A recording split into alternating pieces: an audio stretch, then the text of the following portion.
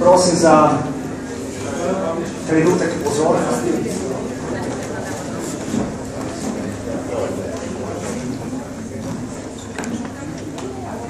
Ok, super, da ste prišli. Mali otvoritveni obred bo daroval profesor dr. Božo Repe iz Filozofske fakultete Univerze v Ljubljani.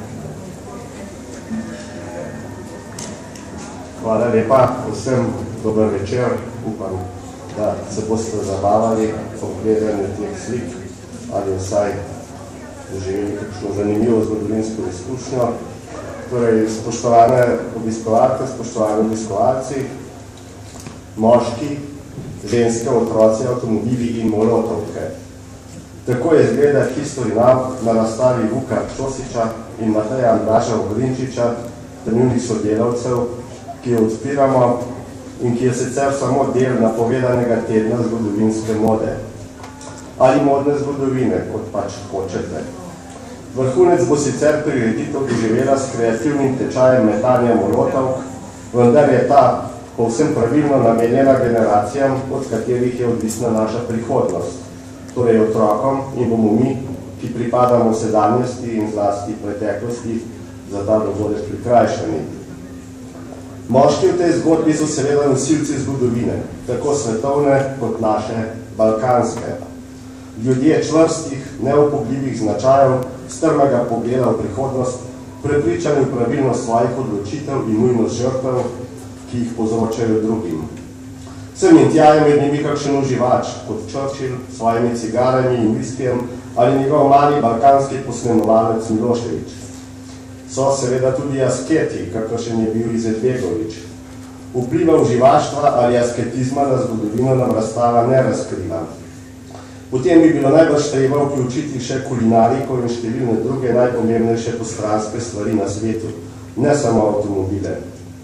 Postavlja pa razstava neposredno korelacijo med zgodovino in modo, pravzaprav med zgodovino in tkanino. O modi bi bilo pri ljudeh, ki so bili izbrani za History Fashion Week, sicer bolj težko govoriti. Nedvomno ali nedvoumno pa lahko ugotovimo, da so bili oblečeni. Tako tisti, ki so pošiljali v smrt, kot tisti, ki so ubijali in tisti, ki so bili ubiti.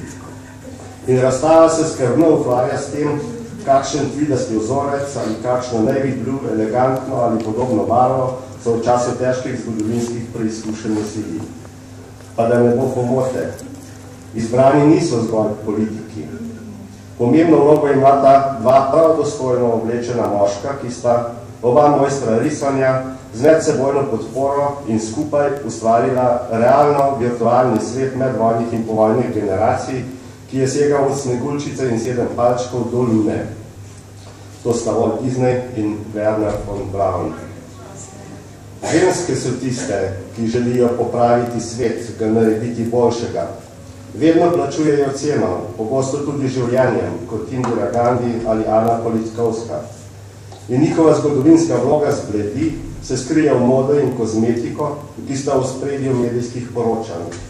Kmalu, če že nista, pa bosta tudi v spredju zgodovinskih interpretacij.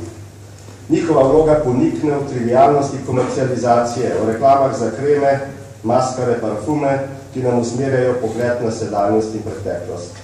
Zato je tudi prav, da zvemo, kakšne obleke so nosile same in kakšne preparate so uporabljale. In otroci, ta naša sreča in prihodnost. Raziskava kaže neizpodbitno, absolutno ganljivo zgodovinsko dejstvo, da so jih vedno ljubili, vsi akterji zgodovine, ne glede na to, kako so bili ti oblečeni. Nacistične uniforme ali izvezena papeška oblačila. Pravzaprav nas razstava poduči, da so bile vse težke odločitve v zgodovini, naj si so bile sprejete v lodnu, tvidu, platnu, bombaži ali slivi, namenjene sreči in prihodnosti otrok. Le da so jo ti bolj redko dočakali. Avtomobili, avtomobili, še posebej odprti, taki s premičnimi strehami, mogočni Lincolni ali skromni kabrioleti, ni važno, simboli moške moči in ženskega občudovanja. Zaščitni znak 20. stoletja, la vitesse, hitrost, no, včasih tudi njeno nasprotje, počasnost, in z enim ali drugim neizbežno povezana smrt, ki jo vekoveči, postavi v zgodovino zavedno, kot je postavila Franca Ferdinanda, Jamesa Deana ali Johna Kennedyja. Zaščitni znak 20. stoletja so tudi molotovke. Izumili so jih podobno kot Guernico, Petro Colono, Ernesta Hemingwaya in še marsikaj drugega v španski državljanski vojni. Ime jim je neprostovoljno posodil sovjetski zunanji minister Vjačeslav Mihajlovič Molotov. Z njim so ga v zgodovino zapisali finski borci v času sovjetske-finske vojne leta 1939. Domača vrsta molotovk pa, kot veste, raste na Metelkovi. Tam jih skrbno, po posebnem postopku v zelenih nakupovalnih vrečkah gojijo Gorenakovi specialci. Molotovke na tej razstavi so nekaj posebnega. So pomanjšane, a nič manj subverzivne. Stekleničke spremenjene v tester. In to ne kakršne koli stekleničke. Se spomnite zgodovinskega vinjaka v malih dozah, ki je pomagal premagovati dolge poti z vlakom od Ljubljane do Beograda in nazaj. Sedaj so stekleničke tu. In to ne natlačene z nekakšnimi nerazpoznavnimi cunjami, kakršne vidimo v molotovkah v uličnih bojih po raznih koncih sveta. Ne, tukaj so okrašene s svetlimi simboli, strankarskimi zastavicami. Nekatere, take za prav posebne priložnosti, celo z državno zastavico. Vendar pazite, tu se skriva velik trik, ki vas lahko spravi v hudo zadredo. Kako ob morebitni uporabi opredeliti dejanje? Ali simbolno zažigate tisto, kar zastavica predstavlja, ali pa ste nasedli provokacije avtorjev in strankarska, ali še huje državna zastavica zažiga vas? Spoštovani, avtorja razstave sta si, da bi pritegnila pozornost, umislila dva prvovrstna zgodovinska dogodka.